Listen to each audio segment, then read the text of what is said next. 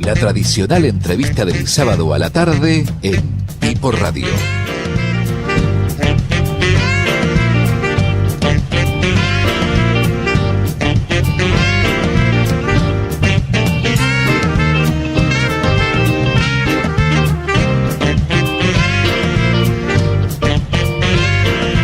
Y sí, estamos con Horacio Julio Espineto, arquitecto de la Universidad de Buenos Aires, un especialista en patrimonio.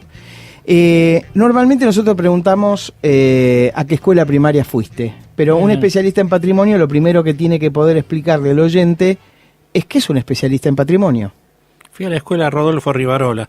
Ahora volvemos. Escuela 17, Distrito Escolar 17. ¿En dónde? Villa del Parque. Villa del Parque. No, explícame primero, después vamos a tu vida personal, que también es interesante. Especialista en patrimonio entiendo que es aquella persona que realmente se interesa por el lugar y el espacio en el que vive y trata de tener el sentido común para poder realmente saber qué es lo que merece ser mantenido en una ciudad, para que no se transforme en una especie de museo o cementerio, porque la ciudad es una célula viva, pero tiene que tener el sentido común para saber qué es lo que no se puede perder, qué forma parte de la esencia de ese lugar. Se me ocurren muchas cosas que hemos sabido perder correctamente, pero vamos a arrancar allá, en Villa del Parque. ¿Escuela primaria pública? Sí, lógico.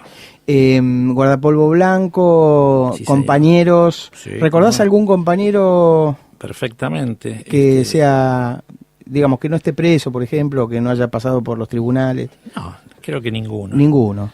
Sí, pero recuerdo, cómo no, podría decir un amigo Julio Juan Cupido o Rodolfo Giuffré, muchos. ¿Quedaron alguna relación con esos chicos de la primaria? Muy lejana quedado, es mucho más la relación que tengo con mis compañeros del colegio secundario. ¿Y el secundario dónde fue? Colegio Nacional Mariano Moreno. Ah, pero una institución muy importante, ahí en la calle Rivadavia. Exactamente. Se peleaban mucho con los del Mariano Costa en una época. Sí, yo nunca fui de pelearme, pero nosotros, los alumnos, entraban por Bartolomé Mitre. Cierto, es cierto. Pero los de la costa los iban a esperar ahí por Rivadavia, sí, no, el día del estudiante. Pero después, no grandes profesores como el profesor Giusti. ¿Cómo no? Muy bien, Enzo Giusti. Un profesor, un italiano que habíamos traído para que enseñara.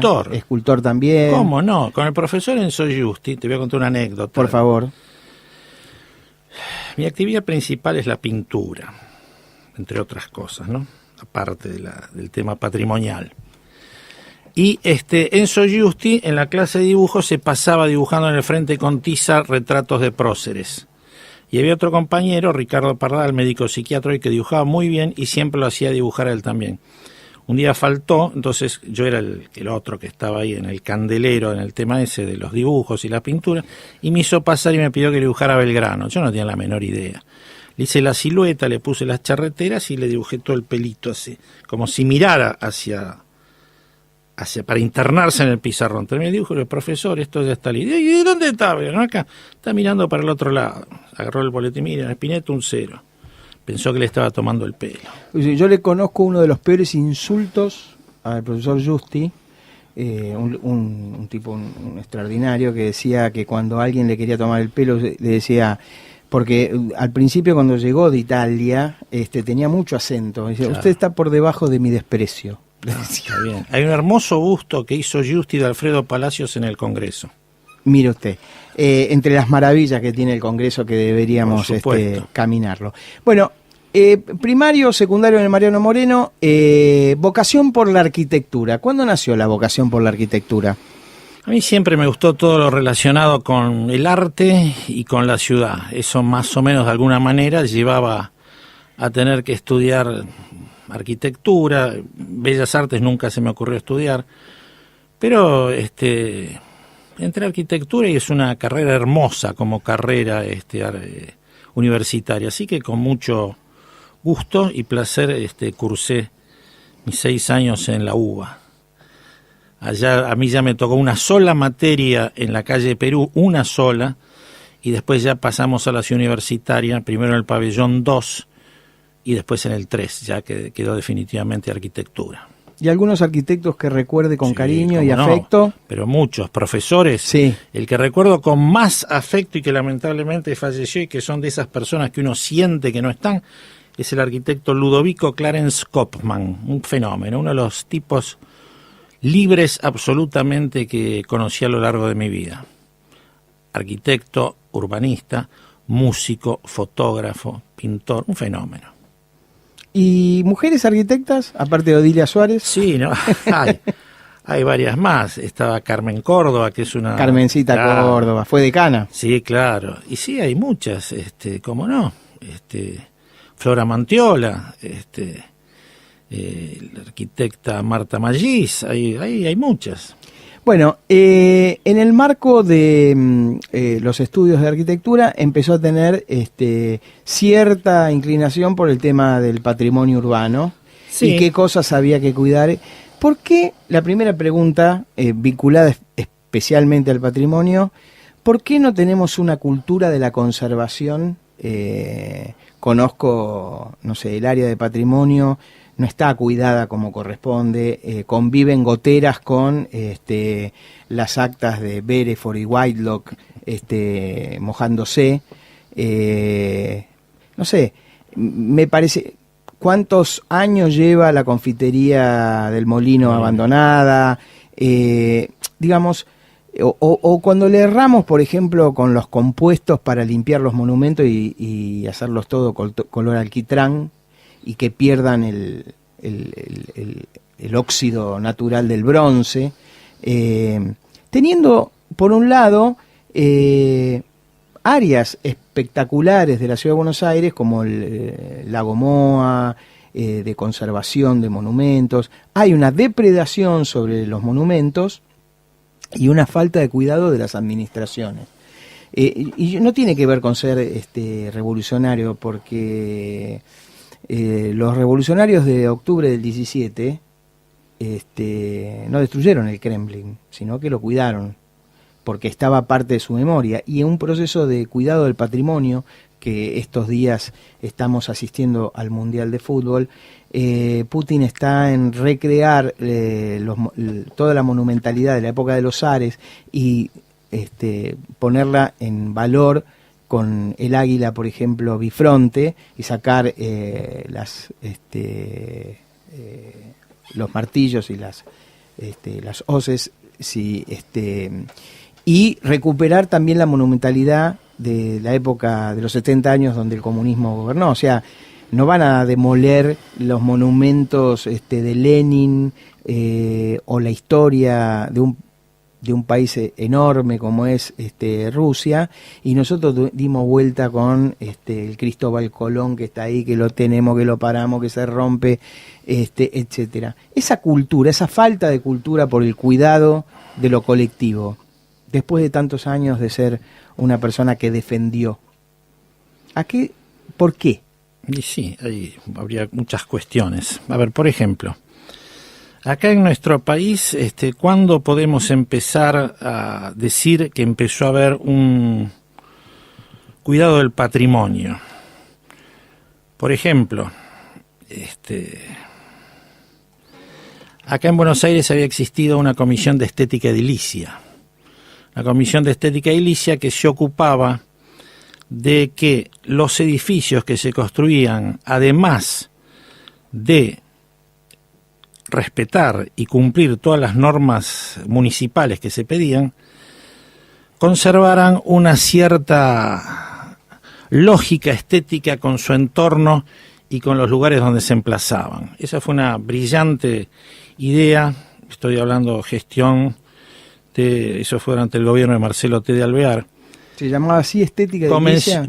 Comisión de estética edilicia. Qué raro, ¿no? Porque edilicio es municipal. Sí, bueno, durante la presidencia de Marcelo T. de Alvear, pero fue aplicado en la intendencia de la ciudad. No, pero de me Buenos Aires. refería a que muchas veces edilicio Sí. lo refieren a edificio, y en realidad está muy bien utilizado porque edilicio es municipal, y en esa Lógico. época era municipal. Exactamente. Por los ediles curules, que eran Muy los bien, custodios muy bien. del pretor, ¿no? Muy si bien. mal no recuerdo. Perfecto.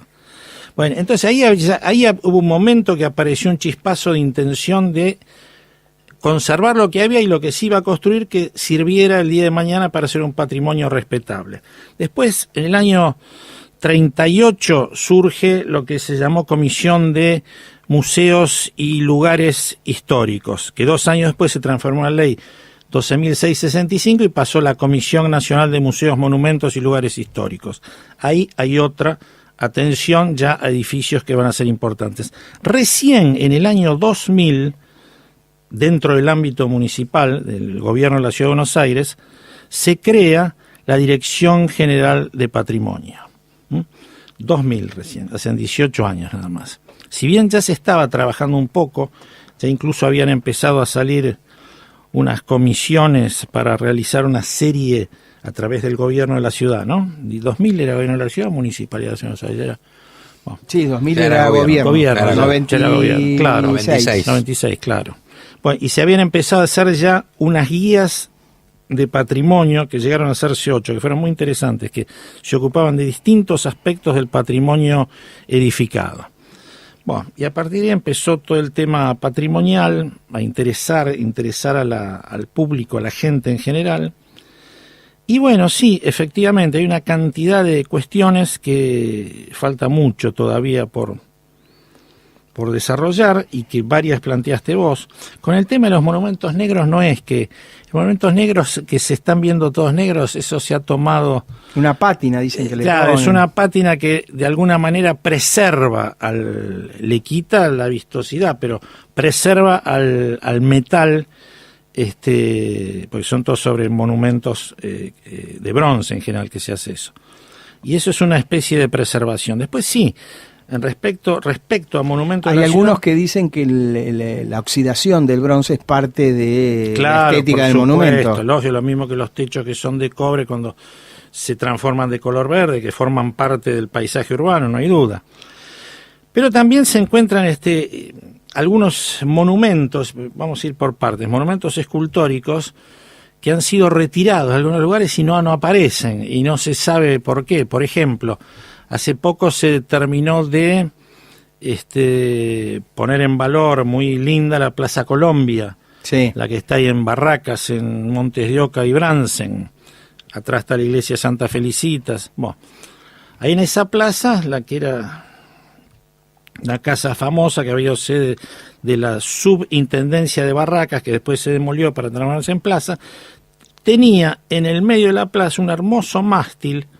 El mástil está, pero el mástil estaba bordeado, digo bien, porque eran 4 grandes esculturas que estaban izando la bandera del mástil, que eran de un escultor notable, un escultor de La Boca y Barracas, que era Julio César Bergottini, que hace muchos años, eran cerca de 7, 10 años, fueron retiradas y todavía no han sido repuestas.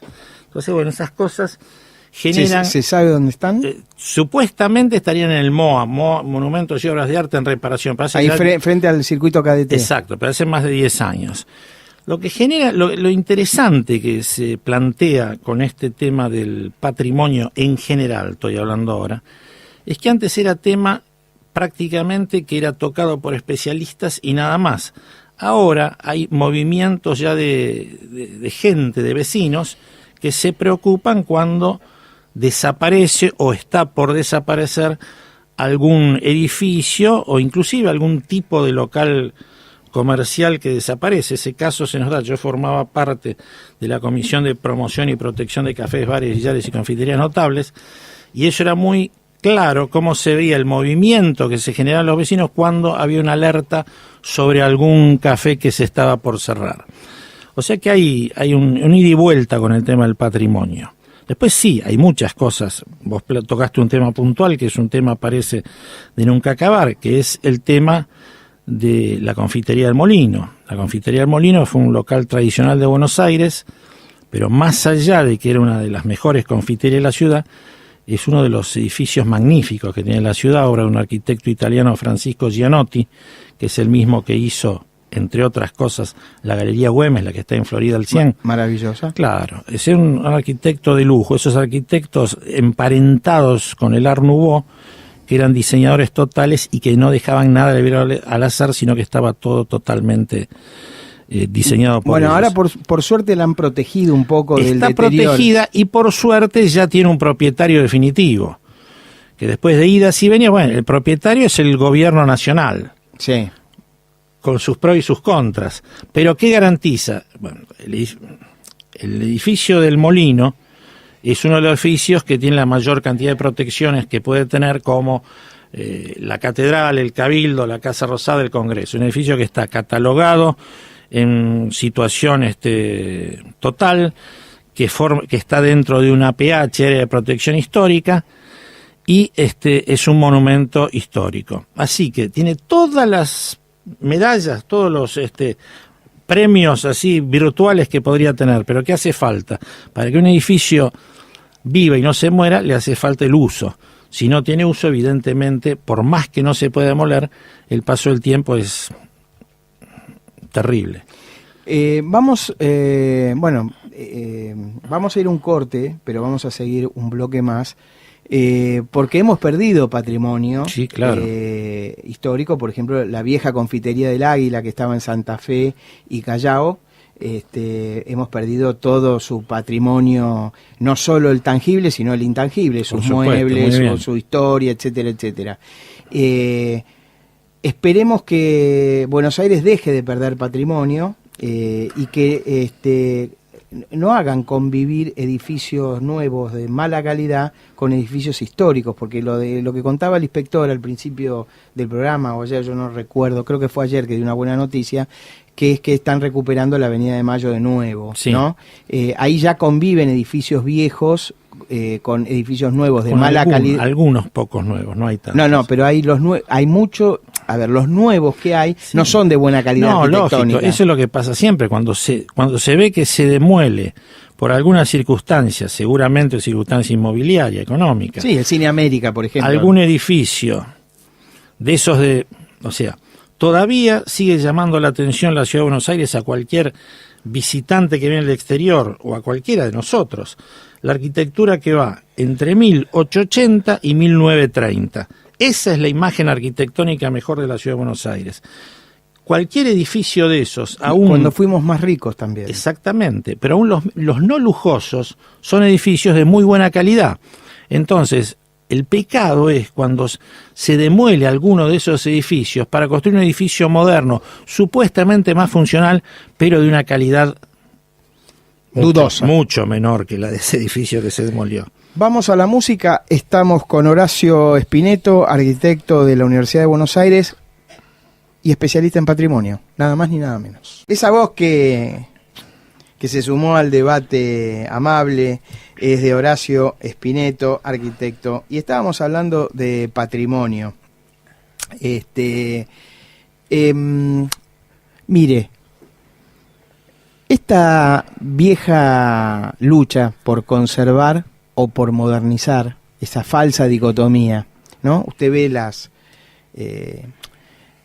los 40 años de dictadura franquista evitaron la demolición de muchos edificios maravillosos de Madrid y de Barcelona, que cuando vino la democracia se pusieron en valor, ¿no? Y bueno, la verdad, ellos tuvieron toda una política de recuperación patrimonial sumamente interesante, que la han puesto en valor. Hoy es una de las capitales turísticas, Barcelona, del mundo, no siendo capital de un país o de una nación, por más que los catalanes opinemos algunas cosas distintas, pero la verdad es que ese congelamiento de 40 años hizo que no se destruyera patrimonio arquitectónico histórico de 200 años, de 300 años. ¿Cómo se puede hacer para, de alguna manera, que la gente tenga conciencia y que estas manifestaciones que vos contabas, que ya hay gente que sale, que se preocupa, etcétera, etcétera, ¿y a dónde puede ir? Está bien. Bueno, tocaste el tema de Barcelona. Barcelona es un caso especialísimo y aparte Barcelona es una ciudad casi ejemplar, no sé si es la palabra, pero vos pensás que Barcelona a principios del siglo XX era realmente, desde el punto de vista edilicio, arquitectónico era una de las avanzadas, totalmente. Pensar nomás con lo que fue el modernismo catalán en esa época y cómo se fue para todos lados, eso es un patrimonio maravilloso el que hay. Pero bueno, olvidándonos de Gaudí y compañía, volvemos acá a Buenos Aires. Bueno, acá el patrimonio tiene una cantidad de normas, disposiciones, reglamentaciones que impiden que se haga cualquier cosa. Cuando en el año 1977, 1 de marzo, entró en vigencia el Código de Planeamiento Urbano, aparecieron los APH, Área de Protección Histórica. Y como siempre hay esas cuestiones que había en la Avenida de Mayo, APH 1, junto con el sector de San Telmo, entró en vigencia el 1 de marzo de 1977. 5 o 6 días antes de esa fecha se había aprobado municipalmente un plano de un edificio que rompía todas las normas de la Avenida de Mayo, que una semana después no hubiera sido posible su aprobación, que es el edificio que está en la continuación Maipú y Avenida de Mayo, exactamente, donde funciona la Embajada de Israel. Esto no tiene nada que ver, pero donde funciona actualmente. 4 días antes, así, bajo entre gallos y medianoche, se aprobó el expediente sabiendo que esa torre que se construía, que se aprobaba en ese día, 4 días después no se iba a poder construir. Pero bueno, los APH, eso fue una zona de protección de los edificios. Lo que pasa es lo siguiente, que, por ejemplo, vos ves un cartel que dice demolición, un petit hotel afrancesado, anacrónico seguro dada la fecha de su construcción, pero que es un hermoso edificio, entonces se va a demoler. Y entonces ves que hay un montón de gente que se pone, pues, se va a perder esto, seguro que se construye, o compran 2 uno al lado de otro para más grande y que se pueda construir más. Entonces eso se pierde. Y dice, ¿cómo no se actúa sobre eso? Bueno, se puede actuar si esos edificios tienen algún tipo de protección especial. Si no la tienen, no. Pero yo te quiero hacer una pregunta muy importante para mí. Hemos perdido patrimonio en Belgrano. Sí, bueno. Belgrano se transformó en un lugar apetecible por los desarrolladores, como decía un arquitecto amigo que venía de los arrolladores. Claro. Y perdimos todas las casonas preciosas de Belgrano que se conservan una parte en Belgrano R. Sí, claro. Caballito perdió todos sus petit hotel. El último que estaba en Chaco y Subiría, que era una vieja academia que enseñaba inglés, que era precioso, tenía una escalera central de madera, se perdió toda para hacer un edificio de 8 pisos, ¿no? La voracidad inmobiliaria terrible. Es terrible. Y hemos perdido muchas casas lindas de Flores, que eran quintas, edificios emblemáticos por la avenida Rivadavia, que en otras partes del mundo se ha conservado. Está bien, es cierto que más o menos porque hubo guerras en Europa, que hubo reconstrucción de edificios, etcétera, etcétera. Pero acá, no siendo afectados por una guerra o por una demolición innecesaria, no hemos podido cuidar muchos aspectos del patrimonio de la ciudad de Buenos Aires. Señalamos siempre en este programa la defensa de ese patrimonio. Tenemos un columnista especializado en ese tema para la defensa en general de la ciudad de Buenos Aires. Yo, por ejemplo, una cosa que me tiene bastante preocupado, y la gente a lo mejor, toda la obra que terminó de enganchar lo que era el viejo Parque Taís con la Facultad de Derecho, que es nueva, todo cemento. Bueno, sí. Cemento mal terminado, es peligroso para la gente que camina, no está bien señalizado los escalones, no sé, por ahí dentro de 30 años es una maravilla, ¿no? Pero tengo mis serias dudas. No, sí, yo también. Todo cambio genera, toda situación novedosa y de cambio en una ciudad, esto de cambio sin cuestión política, me refiero a que genera complicaciones. Vos pensá, vamos un poquito atrás para tratar de entender mejor. Cuando se abre la Avenida de Mayo, fue la Avenida de los Pleitos. 9 manzanas que se cortaron por el centro para hacer el gran bulevar al estilo haussmanniano de parisino. Sí. Y todo el escándalo que generó eso, y hoy no concebís a la ciudad de Buenos Aires sin la Avenida de Mayo. Son situaciones que son complicadas. Por eso yo hablaba del sentido común, aunque parezca una cosa de perogrullo, pero es fundamental. Vuelvo a decir, la ciudad no podés congelar, no podés declarar todo como que no se puede tocar, porque directamente vais a parar una ciudad muerta. Por eso están la cantidad de normas que hay. Lo interesante es que esas normas se respeten. Hay muchas cosas que a uno le duelen, pero bueno, como decía, si esa casa o el edificio tan hermoso no está protegido, no tiene alguna declaración, o si tiene cierta antigüedad, tiene que pasar por un estudio que hay un comité, llamémoslo así, de evaluación de la municipalidad para ver si se puede hacer algo o no. Todos esos pasos a seguir son interesantes, y eso es interesante que sean seguidos de cerca por la gente que le preocupa, no que pasen desapercibidos. Yo creo que hay mecanismos para poder en este momento impedir la demolición así a mansalva, y los hay desde hace rato. ¿Pector?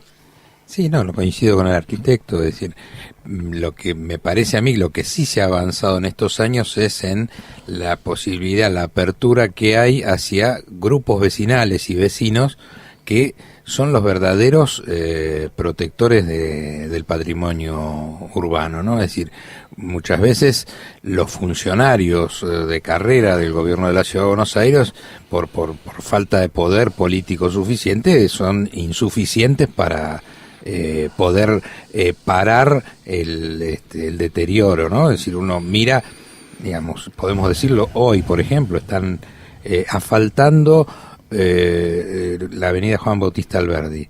Es decir, la avenida Juan, si alguien en la Ciudad de Buenos Aires pensaba que alguna calle, alguna avenida, algún bulevar había que dejarlo con el empedrado tal cual como estaba, era el Juan Bautista Alberdi, que no tenía pozos, estaba perfectamente. Sí, o el empedrado de Cabildo en su momento. En su momento el empedrado de Cabildo. Una de las cosas más maravillosas que tenía Buenos Ahora, Santa Fe, cuando tenía el empedrado en centros sectores, el empedrado, mal llamado empedrado, de madera. El de madera, claro. Es decir, que es maravilloso. La avenida Alvear tiene abajo todavía, es decir, cuando se hace algún arreglo de alguna empresa de servicios públicos, aparece el empedrado, el adoquinado de quebracho de la avenida Alvear. Es decir, se podían rescatar. Y el rescate patrimonial céntrico, han suspendido el tema de poner adoquines porque nadie sabe ponerlos. Se perdió el oficio. Pero sí. A ver, nadie sabe ponerlos porque nadie prepara a nadie para ponerlos. Es decir, MOA, Monumentos y Obras de Arte, es decir, hace años que está abandonado, que no tiene presupuesto. Es decir, hay estudiantes de las carreras de arte que en la Ciudad de Buenos Aires hay cantidad de centros de estudio, de institutos universitarios, de escuelas secundarias, en donde van chicos y chicas que les encanta el arte, que podrían tranquilamente trabajar en esto, y es decir, nadie se pone a organizar algo que con organización, es decir, sobraría mano de obra, inclusive voluntaria. Es decir, con pocos maestros se podría hacer. Es decir, acá nadie se pone colorado cuando se invita a alguien a enseñar cualquier cosa y no se pueden traer, si no hay acá maestros que sepan trabajar la piedra de otro país para que enseñen. Es decir, serían lugares para inclusive trabajar. La recuperación del centro histórico, Horacio, sí. A los pocos años se empezó a hundir porque no estaban bien asentados los adoquines en la arenilla que va y en la... Y sí, aparentemente sí, y aparte muchos critican, creo que con buen tino, toda esa forma en que se prepara la calle, que primero se le hace una capa de hormigón totalmente y recién después se van armando los empedrados. O sea que, de alguna manera, con esa capa de hormigón que ponen previa al asentamiento de los adoquines, están haciendo una capa impermeable que impide que fluya el agua, por ejemplo. La absorción y la absorción. Claro, esa es una cuestión también a tener en cuenta. Hay muchas cosas que tienen que verse, ojalá algún día se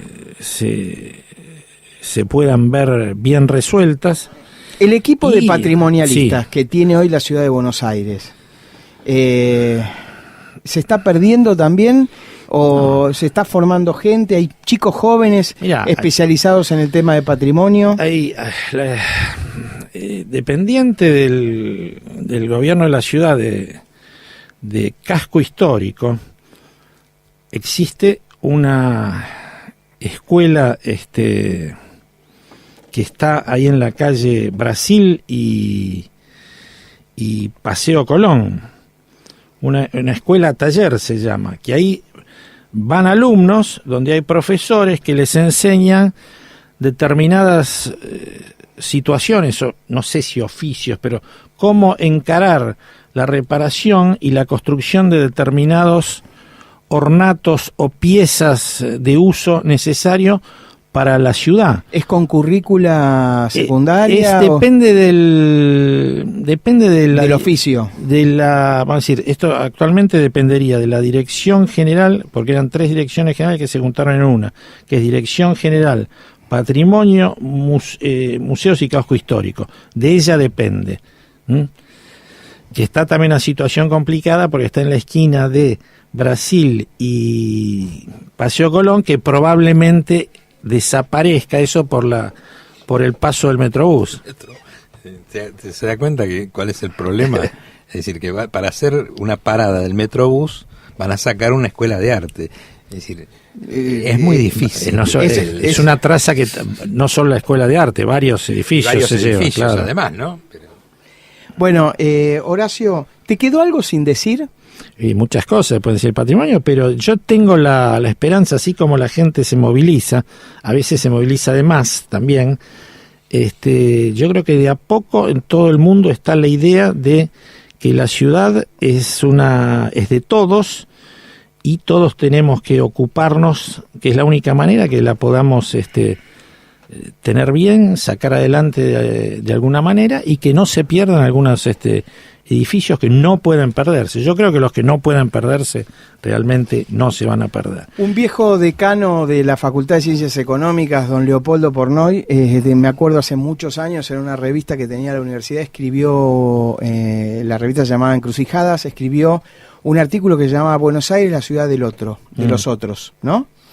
Como si no fuera propia. Claro. Entonces el patrimonio es como apropiarse de lo que es de uno. Sin duda. Y defenderlo. Y fíjate cuenta una cosa fundamental que hemos tenido, seguimos teniendo, la ciudad de Buenos Aires, que es toda esa costa al río, siempre hemos vivido de espalda al río, como si no fuera nuestro, como si no tuviera nada que ver con el río. Y ahí está. ¿Tuviste cómodo, Julio? ¿Horacio Julio? Muy bien, muy cómodo. Bueno, te vamos a volver a invitar con si quedaron temas pendientes. Sí, cómo no, con todo gusto. Fue Horacio Espineto, arquitecto de la Universidad de Buenos Aires, especialista en patrimonio, en la entrevista del sábado a la tarde. Vamos a la tanda.